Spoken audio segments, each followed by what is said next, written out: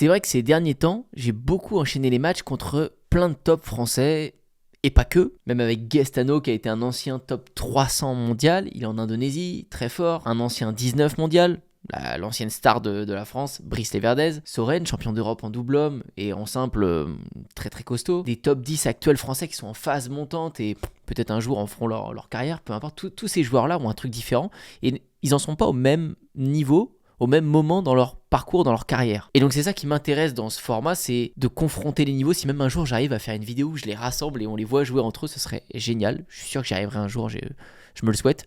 Mais je me suis dit aujourd'hui, je ne vais pas vous enchaîner encore avec une nouvelle vidéo où je défie un joueur, il y en aura plein d'autres et j'essaye maintenant de faire des profils un petit peu différents, vous verrez. Aujourd'hui, je vais revenir sur ces matchs et je vais vous dire qui était le plus fort. Selon moi, selon mon ressenti et par rapport à mon style de jeu. Est-ce que c'est Brice qui, même s'il ne s'entraîne plus comme il le faisait pour sa carrière, et sa carrière est récente, son arrêt est récent, il est monté plus haut que tous les autres joueurs que j'ai pu voir. Il n'y en a aucun des joueurs que j'ai défiés, à part lui qui a fait des super 300, super 500, super 1000, etc. Il n'y a que Brice. Mais les récents top 10 français, eux, sont dans une marge de progression de malade et sont à leur meilleur niveau. Donc, est-ce que c'est plus dur? Qu'est-ce que je peux analyser? Qu'est-ce que j'ai appris avec eux? Et qu'est-ce que vous pouvez en ressortir de ces matchs? Parce que je vous assure qu'il y a des trucs à en ressortir qui vont vous faire progresser très vite. Donc, avant de revenir sur ces matchs et sur les points clés, j'ai une plus grosse surprise pour vous. En tout cas, pour les gens motivés à progresser au badminton. Bon, vous le savez, c'est la période du Black Friday. La période des offres, etc., tout ce que vous voulez. Bon, moi, je propose rien, donc je peux pas vous faire une réduction sur quoi que ce soit actuellement. Par contre, aujourd'hui va être le premier jour où je vais vous proposer quelque chose pour vous aider. Alors, je suis désolé, c'est pas moi qui vais pouvoir vous aider ou vous coacher ou j'en sais rien, je suis pas coach et je pense que je le serai jamais. J'ai commencé bien trop tard le badminton, il faut de l'expérience et je me fais kiffer en tant que joueur. Je serai incapable de vous aider là-dessus. Et pour être honnête, je pensais jamais proposer quelque chose de cette sorte, j'avais jamais eu cette idée quand j'ai commencé la chaîne YouTube. Déjà, je pensais pas que la chaîne allait prendre tant d'ampleur. Je pensais pas qu'il y aurait autant de gens qui suivaient le bad. J'ai été vraiment surpris. Dans les tournois, quand je vous rencontre, vous êtes tellement nombreux, même à voir les vidéos, vous êtes tellement nombreux à vous inscrire sur les tournois. Vous avez vu à quel point c'est compliqué maintenant de s'inscrire en tournoi. Rien que de la première année où j'en ai fait, et moi je suis un nouveau, j'ai commencé il y a 3 ans maintenant. Et là, cette année-là, ça se remplit hyper vite. Le bad prend un engouement de malade. Donc tant mieux, c'est cool pour nous tous. Et cette chaîne, Badak, qui est la nôtre, un peu plus la mienne, vu que quand même je fais les vidéos, mais sans vous, rien ne serait possible. Elle fonctionne parce que je me suis toujours mis de votre côté et en fait j'y suis depuis peu de temps. Comment tourner ça bien? Je suis pas un expert, vraiment pas.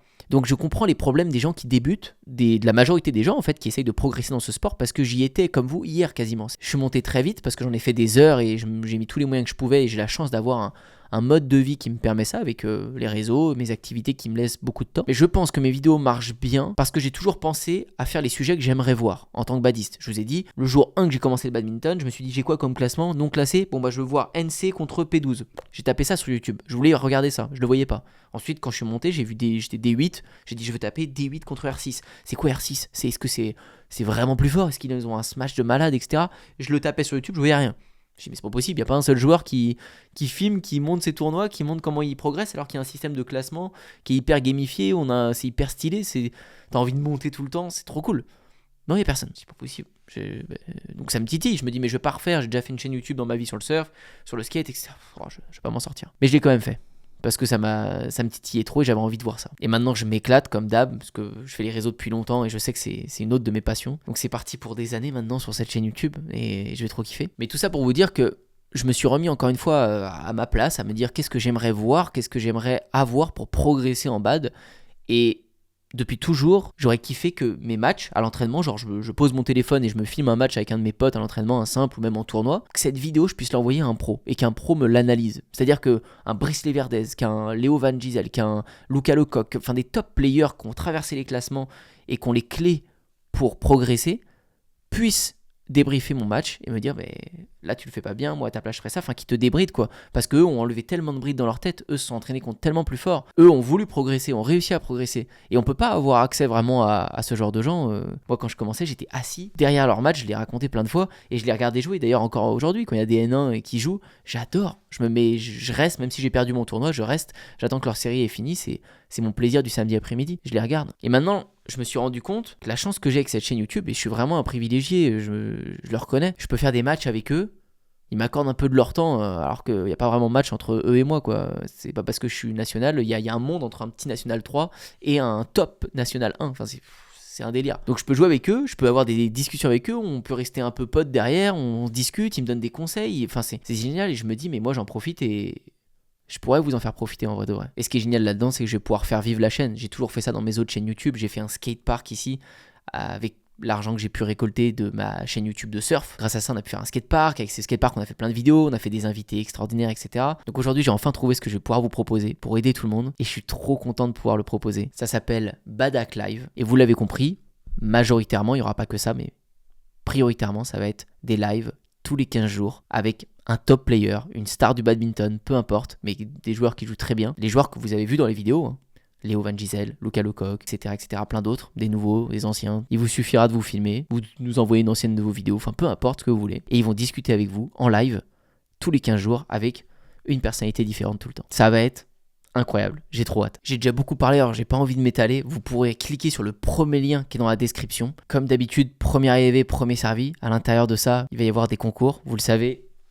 J'ai changé de raquette il n'y a pas très longtemps et j'ai beaucoup de Astrox sans ZZ et plein d'autres raquettes que je vais faire gagner. Il y a des marques qui me démarchent, qui m'envoient des choses, donc je vais vous en faire profiter. Il y a encore plusieurs Astrox à gagner, ça commence dès la semaine prochaine. J'ai envie de faire un concours pour les premiers qui vont me faire confiance, et donc s'il y a 10 personnes, ce sera un concours avec 10 personnes, s'il y en a 40, ce sera avec 40 personnes, peu importe. Mais dès vendredi prochain, donc le vendredi 6 décembre, tirage au sort entre les membres de la plateforme Badak Live en dessous, qui est sur la plateforme School, pour gagner une raquette. Et ça va être ça tous les mois. J'ai pas pu faire plus court, je vous laisse cliquer sur le premier lien qui est dans la bio pour ceux que ça intéresse, il y aura une vidéo explicative, le tarif, j'ai même pas envie de vous faire miroiter ou quoi que ce soit, j'ai mis ça au prix d'un tournoi. J'arrive pas à abréger, souvent je mettrai peut-être un petit chapitrage cette vidéo parce que comme ça ceux qui veulent passer la partie de ma nouvelle annonce, ils passeront et puis ils iront directement à ce moment-là où c'est parti, je vais vous donner ces réponses sur quel a été le joueur le plus fort pour l'instant de ceux que j'ai défiés. Prenons un des derniers, Luca Lecoq, dans les top 10 français pareil, grand et grosse frappe. Ça a été, si on regarde dans les scores, ça a été quand même un des plus durs parce que c'était dur de faire durer le point. Il est grand, il tranche bien, même si, je pense qu'il me faisait jouer un peu quand même, je pense. J'ai réussi à l'avoir en fait, lui, avec les reverse slice. C'est le joueur que j'ai eu le plus avec les reverse slice. J'en ai mis quand même beaucoup. Regardez, on peut voir. Là, je joue là, il relève et là, voilà, sans cesse des reverse slice comme ça. Et voilà, et ça je lui ai mis beaucoup de fois, donc j'étais content, parce que ça c'est mon arme la plus forte. Mon côté revers est finalement l'endroit le plus dangereux, si vous me jouez, parce que je m'oppose beaucoup, je prends rarement en revers, et du coup j'ai plus d'armes, j'arrive plus à être impactant avec ce reverse slice, un amorti droit, smash, dégagé, j'ai plus de variations à cet endroit-là. Et donc j'ai réussi à le faire plus subir à Luca, parce que peut-être qu'il était surpris, s'il attendait pas. C'est ce que j'ai vu, la complication chez lui, c'est que c'est ce point commun entre tous les joueurs très forts, et ça vous pouvez vraiment leur piquer, le reprendre, j'insiste. C'est qu'ils sont patients. Nous, en P, en D, en R, en N, peu importe, on veut finir trop vite. On veut toujours finir le point parce que quand l'autre est plus fort, en plus en face, on se dit « Oh, faut pas que ça dure, tous les points me font mal. » On peut voir, regardez, il sert, j'envoie là. Là, il est en retard, donc je l'ai complètement fixé là. Regardez, dans quelle posture il est. Il a renvoyé le volant, il n'a même pas atterri, que là, c'est vers moi. Et moi, qu'est-ce que je vais faire de ce volant ? Un volant dans le filet. Je veux finir tout de suite, je suis tétanisé. En fait, souvent, quand j'ai l'avantage, là par exemple, il me remet un volant un peu, regardez, vous voyez, milieu, sur mon arme. Souvent, j'aime bien, moi, smatcher là et croiser. Donc, je vais l'utiliser, c'est sûr. Ah, pas encore. Là, peut-être. Ouais, voilà. Là, je smash croisé. Vous voyez, la posture qu'il a, je me dis, j'ai gagné le point à chaque fois quand c'est comme ça. Au pire, à mettre un petit volant rouge, le kill, c'est ça. Et là, il me renvoie un volant, mais qui est pas si mal en fait. Et du coup, je sais pas trop quoi en faire. J'ai encore envie de faire un croisé compliqué. Regardez comment j'arrive. Hop. Et voilà, et je loupe le volant.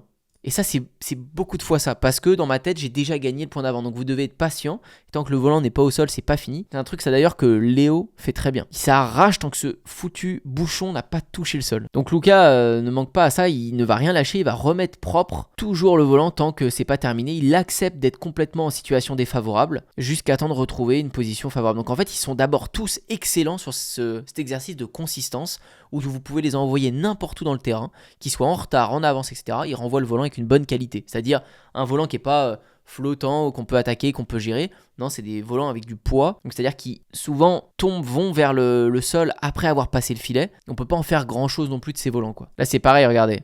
Hop, je vais prendre le fil, j'ai un bon fil. Hop, il le remet et j'arrive même pas à killer sur lui. En fait, ça m'impressionne même qu'il l'ait remis. Du coup, je tétanise sur le coup où je dois finir. Grosso modo, ce que vous devez apprendre au plus vite, c'est à repousser vos limites dans votre jeu. C'est-à-dire, si vous pensez qu'il faut 3-4 coups normalement à votre niveau pour gagner le match, si vous voulez progresser fort, dépassez vos limites. Des fois, on voit sur les matchs des professionnels, ils font 30, 40, 50 shots. Vous vous rendez compte ce que c'est que 30, 40, 50 shots en jouant à fond? C'est-à-dire qu'à chaque shot, ils essayent de mettre en difficulté l'autre et d'aller finir le point au plus vite possible.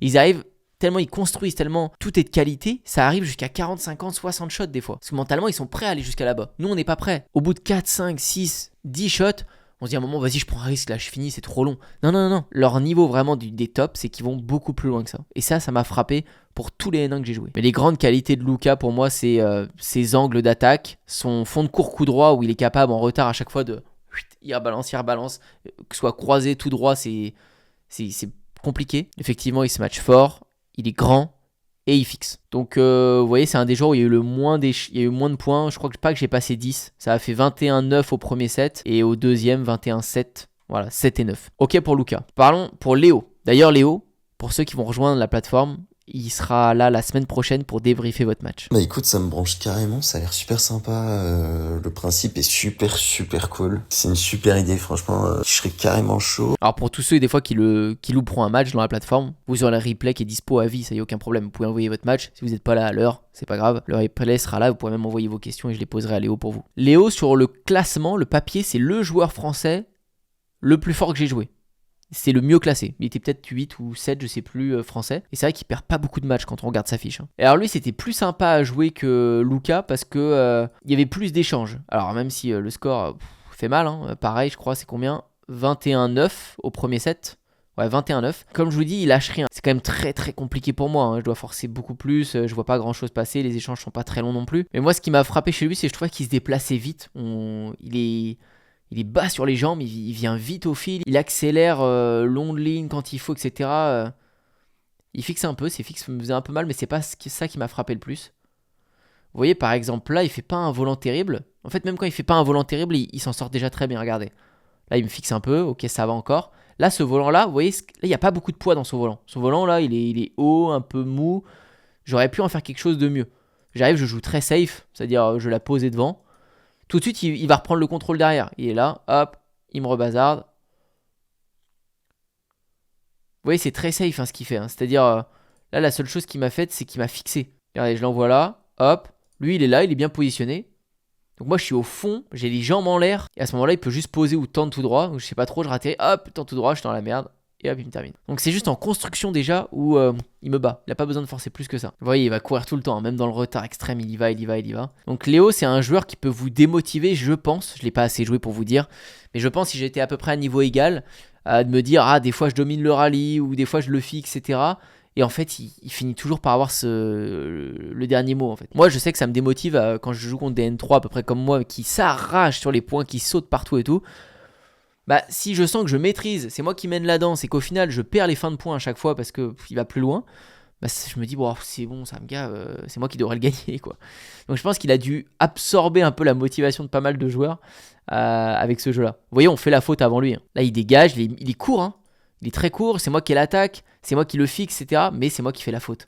On finit par faire la faute avant lui. Ouais, il a des petites fixes, retour de service, etc. Mais c'est pas, elles sont dangereuses, mais c'est pas sa plus grosse arme, je trouve, les fixes. Il s'en jouait un peu avec moi parce qu'il avait plus de temps. Et il a quand même une grosse frappe côté, ouais, voilà, là-bas.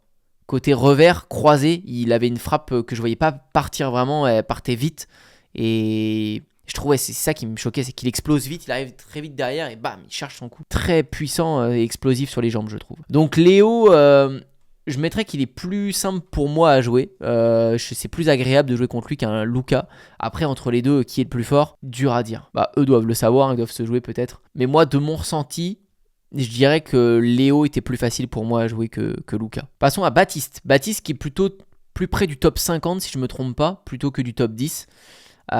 Et donc là, c'était assez intéressant. Alors, parce que malheureusement, c'était mon premier épisode et j'avais pas noté les scores, mais je me souviens très bien des scores. Ça devait être des 13, 15, 17. J'ai même réussi à lui prendre un set le lendemain quand il était malade. Voilà. Baptiste, c'est un peu comme Léo. Il ramène tout, etc. Mais il n'a pas ce gros match. Léo avait quand même une plus grosse attaque. Il tranchait plus.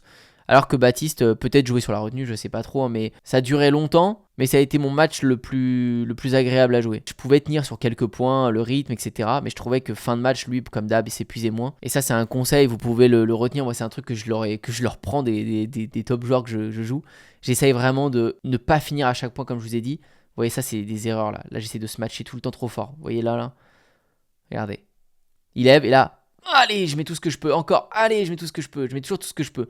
Là, ça passe, mais plein de fois où ça passe pas, mais je me fatigue pour rien. Et arrivé fin de set, en fait, j'ai plus de jus, je suis plus assez lucide pour réussir. Mais tant que je fais pas un volant très court, Baptiste, il va faire des mismatchs, il va pas frapper très fort. Donc vous devez jouer stratégiquement avec votre énergie qui est disponible. C'est important. Ça sert pas à grand chose de gagner 15-10, mais de vous faire remonter, de perdre 21-17. Moi, ça m'est arrivé plein de fois. Ou de gagner le premier set à plat de couture 21-9, mais de perdre les deux autres 21-10.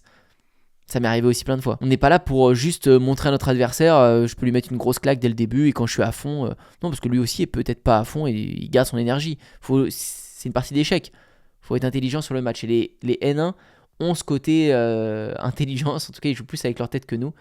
Et ça se voit qu'ils sont dans cette mentalité de construction et pas de finition. En tout cas, c'est de la construction pour finir plus tard et pas finition bêtement, quoi. Donc Baptiste, je dirais que c'est le N1 où j'ai pris le plus de plaisir et qui est le moins fort. Après, le classement aussi parle pour ça, mais c'est le moins fort entre Léo et Lucas. Il y avait plus match en tout cas entre nous deux. Mais il reste vraiment très très costaud, hein. C'est très compliqué à battre et il a tout comme il faut.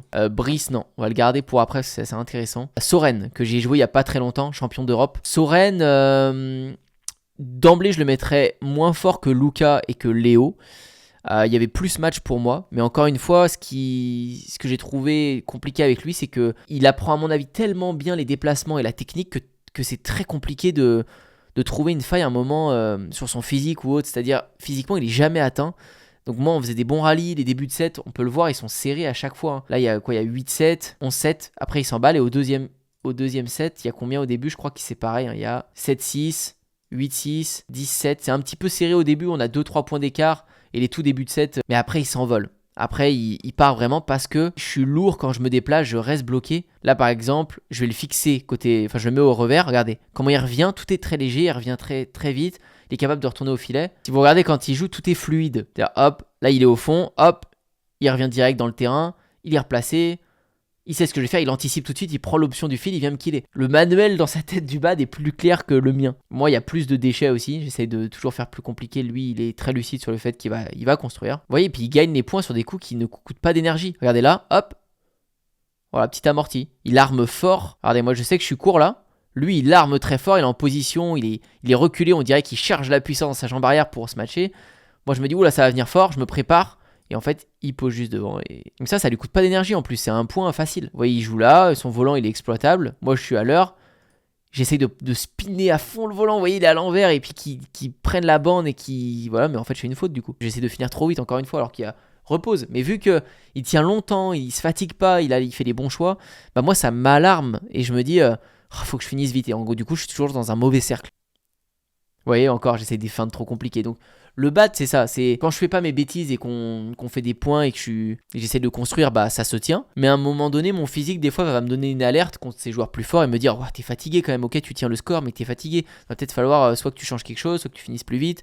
Ou ça va m'inquiéter quand je vais voir que lui sourit, lui, il va bien, il a rien. Donc, ça peut jouer dans les entrepoints aussi un match. Donc, à ce moment-là, moi, ce que je peux en tirer, c'est faut que j'apprenne à optimiser mes déplacements. Pas forcément aller travailler mon physique de dingue, oui ça peut jouer, mais optimiser mes déplacements. Mes déplacements doivent être trop lourds, je fais les mauvais choix, je veux finir trop vite à des moments où il faut pas. Donc c'est tout ça que j'en retiens de ce match avec Soren, parce que je vois que je peux tenir, mais pas sur le temps. Donc il faut optimiser ça. Je le mettrai du coup en troisième position, je mettrai Lucas, Léo, Soren et Baptiste pour l'instant dans mon classement. Ensuite, ce qui est un peu à part, c'est avec Guestano. Guestano qui est le joueur indonésien et je peux déjà vous le dire, j'ai pour projet de le ramener un jour en France, pour qu'il aille défier et faire même des tournois en France. Je veux voir quel niveau il a. Je sais que quand il joue très fort, il me met 6 et 9, pareil. Je pense qu'il a le niveau plus de Léo et Lucas. Je pense qu'il est vraiment, il se rapproche de ça. Ça fixe beaucoup. C'est vraiment beaucoup en fixation. Mais avec moi, il joue quasiment tout le temps le chill dans les vidéos. Je l'ai vu quelques fois jouer fort, mais ça ne s'arrête jamais, c'est-à-dire il a une qualité de volant, il appelle ça tout le temps lui quality shot. Dans sa construction, en fait, il est assez irréprochable. C'est vite démotivant parce qu'on se dit mais comment je vais finir le point? Et après quand il a envie de mettre les jambes et tout, ça va si vite et un de ces jours je lui prendrai le billet pour qu'il puisse venir parce que là-bas pour eux c'est compliqué de venir en Europe, ça coûte cher, c'est pas du tout les mêmes salaires etc. Si ça peut se faire, ben ce serait trop top qu'il vienne, qu'il fasse des tournois en France et tout et qu'il aille défier aussi des N1, des N2, je kifferais trop. J'espère que ça vous plairait, mais je pense que oui. Donc je le mets un peu, c'est dur à dire, je vais mettre encore Lucas, Léo, Je mettrais Guestano et ensuite Soren et Baptiste et Brice que j'ai joué ici. Alors, je sais pas quel avis vous faites de Brice, parce qu'il ne s'entraîne plus depuis 1 an au moment où je le joue là. Il fait juste du coaching avec ses élèves. Bon, il se tient encore à une bonne condition physique, ça y a pas de problème, mais il est plus dans ce mood entraînement intense pour performer dans les compétitions. Mais c'est celui qui a la plus grosse carrière et je peux vous le dire en ayant joué contre lui. J'ai pas beaucoup joué, hein, peut-être qu'il faudrait que je joue plus, etc. Mais j'ai fait quelques matchs. C'est très compliqué de dépasser 4 points, très compliqué de passer 5 points. De toute évidence, de tous ceux que j'ai joué, le numéro 1, le plus dur que j'ai joué, vraiment. Et pourtant, je pense qu'il y a plein de top français actuels qui pensent le battre. Aujourd'hui, easy parce qu'ils s'entraînent plus. Je suis pas si certain que ça se passerait comme ça. L'ayant joué, je vous assure, en tout cas, moi j'ai peut-être pas les bonnes armes pour pouvoir juger, hein. Mais j'avais trouvé ça vraiment dur parce que techniquement, il me privait de tout. J'arrivais vraiment à rien faire. J'avais même pas la sensation de pouvoir lui montrer que je savais jouer au bad, quoi. Tous les coups me surprennent. Ça, là, quand il était dans cette phase, tout le temps, ça me surprenait aussi. Très en retard. Il remettait beaucoup de vitesse. Mais vous voyez, il a toujours la posture parfaite, académique, pied, frappe. Tout est très... Ça se voit qu'il a travaillé fort sur toutes ses postures. Il sait comment se relancer vite dans le terrain. Il sait quel coup il attend tout le temps après. Il a vraiment le manuel du badminton greffé dans le cerveau, quoi. Regardez, moi, la tête de mes déplacements et comment je subis les coups. Et donc, c'est pour ça qu'après, il est dans ces positions très favorables où il peut armer très vite, très fort. Il a pas grand-chose à faire. Regardez, les milieux de terrain, il est armé, bam, mismatch, terminé, point fini. Et ça a été ça sur tous les points avec Brice. Regardez, tout me surprend, hein. Il va servir. Je l'envoie là-bas, regardez sa posture, j'ai l'impression qu'il laisse tomber le volant. Bon, il laisse tomber le volant, ok, je me dis bon, très bien. Là, je vois, il le prend, je me dis, ah, il va en faire quelque chose, ok, bon, ça va pas être incroyable vu au retard auquel il l'a pris. Et en fait, je m'attends pas, mais son volant va vite, vous vous rendez pas compte, je vous jure, il est tendu, il va vite, alors qu'il l'a pris autant en retard. Et mes appuis sont pas du tout prêts pour cette zone, je suis pas prêt. Et il le met, il est parfait, il est au fond dans l'autre côté. Donc à chaque fois qu'il touche le volant, ça me fait vraiment plus mal que Léo, que Luca, qui me font déjà très mal, que Soren, que Guestano, que Baptiste, etc. Donc Brice, je le mets encore, alors il faudra que je le rejoue peut-être dans 1 an, dans 2 ans, je sais pas. Mais au moment où je l'ai joué, de tous ceux que j'ai joués, c'est clairement lui qui a été le plus compliqué pour moi à jouer. Ce qu'on peut en retenir et ce que je vous ai dit là pour progresser, c'est vraiment d'accepter que vous ne devez pas finir les points à chaque fois que vous voyez le volant arriver devant vous. Vous devez accepter de construire, vraiment. Le badminton, c'est un sport physique. Si vous aimez pas le physique, si vous aimez pas vous fatiguer, oubliez. Si vous êtes juste là pour finir en 2 coups de raquette, ça va vite avoir ses limites contre des joueurs plus forts. Donc vous devez accepter de construire et de finir quand c'est votre occasion. Ça va vous servir aussi pour vous, votre état physique, ne pas perdre trop d'énergie trop vite, parce qu'à vouloir tout se matcher, tout finir quand c'est pas les bonnes situations, ça coûte cher en mouvement et en replacement, parce qu'après vous n'êtes plus disponible pour le coup d'après, et donc vous allez subir comparé à un joueur en face qui lui construit, il est dans ses déplacements, etc. Et ça lui coûte pas très cher en énergie et il finit par gagner les points. Tous ces matchs m'ont juste trop donné envie en fait de presque m'entraîner dans mon coin. J'ai limite envie de faire du shadow, m'entraîner, mes déplacements, avoir mes fondamentaux, toute ma base solide et après ajouter mes armes, mes reverse slices qui sont des armes pour surprendre. En complément, mais j'ai envie que toute ma base soit tellement solide et que je m'entraîne tellement plus fort que si les gens sont habitués à 50 shots par rallye énorme, bah moi je suis habitué à 80 et quand j'arrive sur le terrain je les dépasse tous. Genre, ça me donne envie de ça en fait. Donc ma vision du bad a un peu changé pour performer grâce à ces joueurs, mais ça intègre plein de trucs. À l'intérieur, ça intègre pas que des déplacements, ça intègre une qualité de volant avec, je vous disais, les quality shots, là, avoir du poids dans le volant, des volants qui vont être plus durs à exploiter pour votre adversaire. C'est tous ces paramètres qui vont faire de vous un bon joueur et vous pouvez maintenant vous entraîner dans ce sens avec vos potes, avec votre entraîneur ou j'en sais rien, faire ce genre d'exercice de consistance, à faire durer le point longtemps avec des exercices, des matchs à thème, etc. Bosser sur votre qualité de volant, tous ces petits exos et l'effet cumulé qu'ils vont avoir avec les semaines et les mois et les années passées de pratique vont faire de vous un bon joueur. Et en tout cas, un joueur qui progresse. Un bon joueur, j'en sais rien, mais un joueur qui progresse, c'est ce qu'on veut tous. On se lance toujours dans un sport, un domaine pour progresser. En tout cas, quand ça progresse, c'est tellement plus plaisant. C'est là qu'on s'amuse, quoi. Donc j'espère qu'avec cette vidéo, j'ai pu vous retransmettre un petit peu de ce que j'ai vécu, de ce que j'ai appris. Je continuerai de le faire. Maintenant, il n'y a pas mieux que eux qui sont dans ces vidéos pour vous en parler à vous. Et j'ai tellement hâte de voir vos têtes quand ils vont vous expliquer, vous débriefer votre match, parce qu'ils ont sûrement des mots différents des miens. Encore une fois, je suis pas coach. Eux ont sûrement assisté aussi à des heures et des heures d'heures de coaching. Donc ils savent retransmettre ce que les coachs leur ont dit. Et pour vous aider, ils ont peut-être connu les mêmes problèmes que vous. Ça va vraiment être un univers bad pour tous ceux qui aiment le bad. Cette plateforme, elle est dans la description. Et si vous avez envie de l'essayer, profitez-en. Vous avez en plus un concours qui est relié la semaine prochaine. Donc si vous êtes peu, il y a de grandes chances qu'on soit peu. C'est le début. Il y aura une raquette à gagner. Et puis si ça vous plaît pas, vous pourrez quitter ça le mois prochain. Il n'y a pas d'engagement. C'est à vous de voir, à vous de faire le test, mais j'ai trop hâte d'être avec vous la semaine prochaine en live, que les joueurs puissent répondre à vos questions, débriefer vos matchs et vous aider. On va être dans un petit cocon pour faire les choses parfaitement pour ceux qui veulent évoluer dans le bad et tout exploser après en match avec les potes ou en tournoi ou en interclub. Ça va être une dinguerie. Ma question pour vous aujourd'hui, c'est de savoir avec quelle raquette vous jouez. Je vous ai jamais posé cette question et ça se trouve, il y en a qui ont des marques complètement différentes. Je vois Forza, je vois Yonex, je vois Victor, je vois Babola, je vois... Avec quoi vous jouez? Ça m'intéresse de savoir si vous voulez même mettre la tension, etc. Votre petit programme, parce que je sais que ça intéresse beaucoup de joueurs aussi. Et dans les commentaires, les gens vont peut-être pouvoir se donner des idées. Et n'oubliez pas de liker cette vidéo et de vous abonner à la chaîne YouTube si ça vous a plu. Moi, je vous dis à très bientôt pour une prochaine.